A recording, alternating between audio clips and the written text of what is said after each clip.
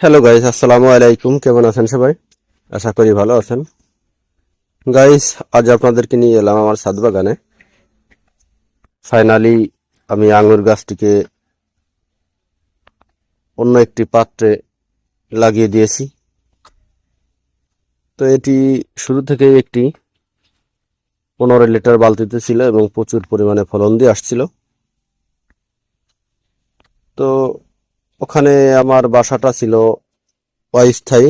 তো ফাইনালি স্থায়ী জায়গায় ইনশাল্লাহ এটিকে আমি বসিয়ে দিয়েছি এবং হার্ড ফুটিং করে দিয়েছি। তো আজকে আলোচনা করব কিভাবে ছাদে আঙুরের মাচা তৈরি করতে পারেন খুব অল্প জায়গার ভিতরেই।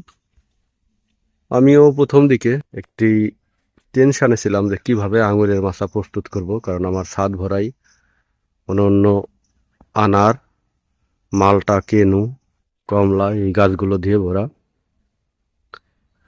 তো শখের বসে আরও একটি আঙুর গাছ এনেছিলাম, হয়তো আরও কিছু কালেকশন করব। তো একটি টেনশনে পড়ে গিয়েছিলাম যে এটিকে কিভাবে বসাবো এবং কিভাবে এর মাচা প্রস্তুত করব। তো ফাইনালি এই দেখতে পাচ্ছেন আমি এটিকে 125 লিটার একটি ড্রামে লাগিয়ে দিয়েছি এবং প্রথম পর্যায়ে এটিকে নিচ দিয়ে একটা দড়ির মাধ্যমে সোজা করে দিয়েছি, যেন এই যে এখান থেকে যে ডালগুলো উঠবে এগুলা মাচায় উঠতে পারে। তো এগুলা অনেকগুলাই কিন্তু এই যে এখানে কিন্তু বোগ আসতে শুরু করছে।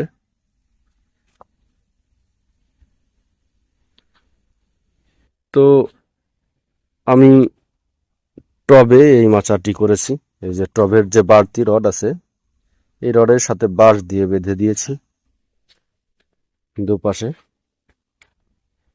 বাঁশ দিয়ে সুন্দর করে 3টা বাঁধন দিয়ে দিয়েছি এবং একটি কিন্তু খুবই শক্ত হয়েছে